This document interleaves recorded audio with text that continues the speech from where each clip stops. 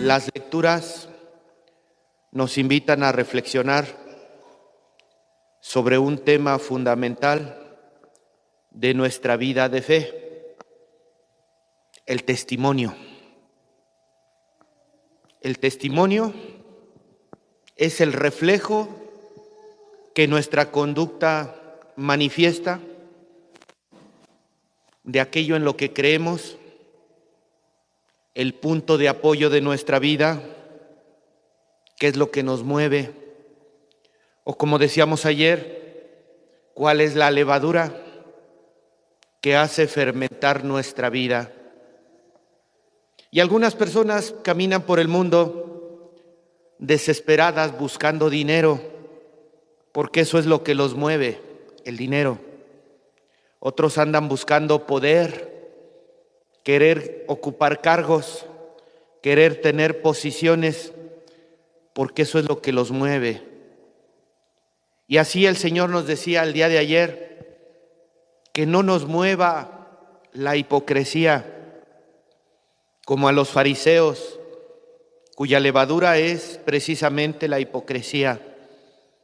Dicen una cosa, pero en realidad, en el fondo del corazón experimentan algo totalmente distinto a lo que dicen. Por fuera dan testimonio o aparentan manifestar que son amigos de Dios, que siguen sus mandamientos, y por dentro están muy alejados del Señor. Y Jesús nos decía, cuidado, no vayan a tener la levadura de los fariseos. Mejor busquemos la confianza en Dios. Seamos valientes en el Señor. Si nosotros depositamos nuestra confianza en el Señor, sabemos que el Señor no nos va a dejar de su mano, nos va a sostener en todo momento e incluso nos va a dar los medios para poder salir adelante. Cuando salimos a la calle, cuando nos rodeamos del mundo pagano, aunque en México nos decimos la mayoría católicos, la mayoría de católicos realmente vive como paganos. Estamos inmersos en un mundo de paganos y las costumbres de los paganos no tienen considerado a Dios en su vida. Mis costumbres son hacer fiestas, consumir, estar en televisión, ser famoso, en fin, tantas realidades que vive el mundo pagano. Cuando nosotros nos enfrentamos al mundo pagano, porque realmente el mundo pagano es mayoría, cuando nosotros nos enfrentamos al mundo pagano de la mayoría, muchas veces doblegamos nuestro ser de Cristo, doblegamos nuestra fe e incluso llegamos a avergonzarnos de nuestra confianza puesta en el Señor. ¿Cómo es posible que cuando venimos a la iglesia tenemos la total certeza de que el Señor es nuestra fuerza, de que el Señor es nuestro pastor, de que el Señor nos guía y nos ayuda a salir adelante, y cuando estamos en la calle nos avergonzamos de que se den cuenta que nosotros vamos a la iglesia? Ahí no estamos dando testimonio, o ahí estamos pecando con la levadura de los fariseos. Por fuera aparentamos una realidad y por dentro aparentamos otra realidad. Ayer yo decía, muchos de los que venimos a la iglesia, por fuera aparentamos que somos personas de Dios y por dentro realmente estamos muy alejados de Dios. Cuidado. Y lo mismo sucede en sentido contrario. Yo conozco personas que realmente en el fondo de su corazón están muy llenas de Dios, que verdaderamente les apasiona las cosas de Dios y que en lo más profundo de su ser llevan enraizada la presencia de Dios, pero cuando salen al mundo pagano hacen finta, como que si no estuvieran cerca de Dios. Ahí es lo contrario, si se dan cuenta. Salgo al mundo y aparento que soy pagano como tú, pero en realidad por dentro mi corazón está lleno de Dios. Cuidado, hermanos. Cualquiera de los dos extremos es muy delicado porque nos lleva a la falsedad de la hipocresía. Y es por ello que Jesús nos dice, continuando la lectura de ayer, yo les aseguro que a todo aquel que me reconozca abiertamente ante los hombres, lo reconocerá abiertamente el Hijo del Hombre ante los ángeles de Dios.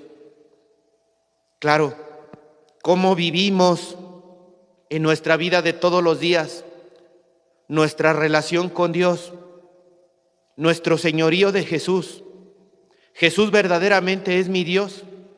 Jesús verdaderamente es mi Rey, mi Señor, mi guía. ¿Cómo lo vivo en la vida de todos los días?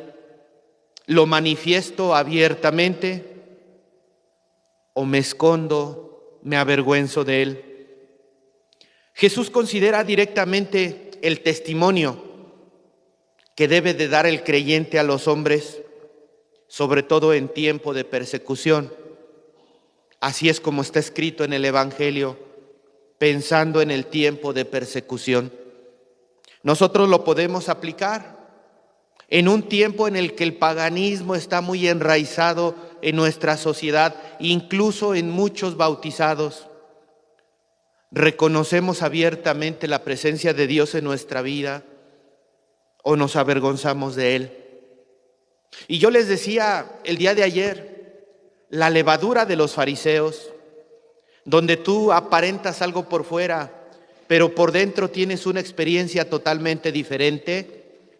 Yo les decía, cuidado, porque puede llegar a ser una blasfemia contra el Espíritu Santo. La blasfemia contra el Espíritu Santo es la oposición consciente y endurecida a la verdad, porque el Espíritu Santo es la verdad. ¿Y qué mejor ejemplo cuando fallamos a la verdad que cuando aparentamos algo por fuera y por dentro nuestro corazón está muy lejos de nuestras acciones? Eso es atentar contra la verdad. Y atentar contra la verdad es atentar contra el Espíritu, que es la verdad. Cuando nosotros nos resistimos consciente y endurecidamente a la verdad, nos alejamos de aquel que es la verdad, nos alejamos de la humildad, nos alejamos del deseo del arrepentimiento. Y si nosotros no nos arrepentimos, no puede haber perdón de Dios.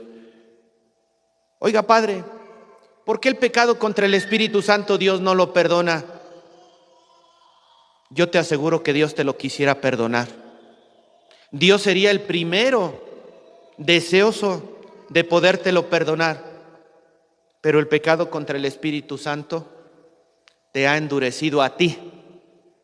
Tu corazón se ha hecho tan duro, tan duro, tan duro, que no eres capaz de abrirte al perdón de Dios. Y ese endurecimiento del corazón no viene de la noche a la mañana, sino muchas veces se va forjando, como los vicios van avanzando paulatinamente. Si no cuidamos nuestro corazón, si no cuidamos nuestra relación con Dios, créanme que también nuestro corazón se va a ir endureciendo paulatinamente. Si vienen los pecados veniales y nosotros decimos, bueno, es un pecadillo, bueno, es una mentira piadosa, ¿cómo crees que comienza a endurecerse el corazón? Dice el catecismo, el pecado es una falta contra la razón, una falta contra la verdad, una falta contra la conciencia recta. Si tú toleras conscientemente el pecado en tu vida, se irá endureciendo tu alma contra la razón. contra la verdad, contra la rectitud. Por eso yo creo que en ese dar testimonio de Dios, en el fondo, lo que el Señor nos está invitando es a que cuidemos nuestra vida del pecado que nos daña, porque cuando estamos ya inmersos en el pecado, es muy difícil que podamos dar el testimonio que Dios nos pide. Cuando uno se deja envolver en el pecado, falta al amor verdadero. Faltamos al amor verdadero hacia con Dios y hacia con el prójimo. Herimos nuestra propia naturaleza humana porque por medio del pecado la vamos degradando, la vamos haciendo inferior. Atentamos incluso contra la solidaridad humana. Entonces, imagínense ustedes una sociedad pagana o paganizada que se ha dejado envolver en el pecado. ¿No creen ustedes que se convierte en una sociedad deshumanizada? Porque vamos mermando, porque vamos diluyendo el valor de nuestra condición humana. ¿A quién le toca enaltecer esos valores en la sociedad? ¿A quién le toca humanizar al que se está deshumanizando? ¿Al pagano o al creyente? Y muchas veces nosotros como creyentes, cuando salimos a esos entornos, en vez de esforzarnos por humanizar, nos dejamos llevar por la corriente de los deshumanizados. Y el Señor nos dice: todo aquel que me reconozca abiertamente ante los hombres, lo reconoceré también abiertamente ante el Hijo del Hombre. ¿Ustedes creen que no es reconocer a Jesús en la sociedad? Nuestra actitud de querer introducir su presencia, sus valores, su humanidad en medio de nosotros. Cuidemos pues nuestra vida del pecado, que es una ofensa a Dios. Pecado original, pecado originado. ¿De dónde nos viene el pecado? Pecado capital, pecado mortal, pecado venial.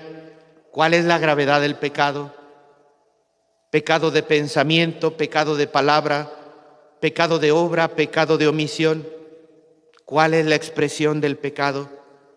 Pero hay una división más: el pecado que se perdona y el pecado que no se perdona. Que Dios nos cuide de caer en el pecado que no se perdona, porque ese directamente nos lleva a la condenación eterna. Para que haya un pecado, nos recuerda el catecismo, debe de haber materia grave, pleno conocimiento y deliberado consentimiento. Si nosotros cuidamos nuestra vida de pecado, desde el momento en que aparecen los pecados veniales, vamos a estar bien fortalecidos para cuando nos vengan las insidias de los pecados capitales.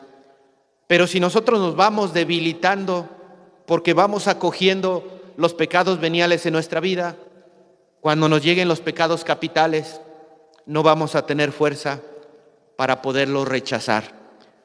Termino diciendo: la misericordia de Dios es grande, y el único límite para no recibir la misericordia de Dios es cuando nosotros nos negamos deliberadamente a acoger la misericordia de Dios. Eso, queridos hermanos, es el pecado contra el Espíritu Santo. Que no nos queremos arrepentir, que rechazamos el perdón de los pecados, que no aceptamos a Jesús como nuestra salvación, que no queremos que el Espíritu Santo intervenga en nuestra vida. Semejante endurecimiento es el que puede conducir a la condenación final y a la perdición eterna. Cuidemos pues, hermanos, con un examen de conciencia incluso diario, nuestra vida del pecado, porque en la medida en que nosotros rechazamos el pecado, en esa medida reconocemos el señorío de Jesús ante los hombres. Y eso es lo que hoy nos dice en el Santo Evangelio, hará que Él nos reconozca ante el Hijo del Hombre, ante los ángeles de Dios. Que así sea. Que así sea.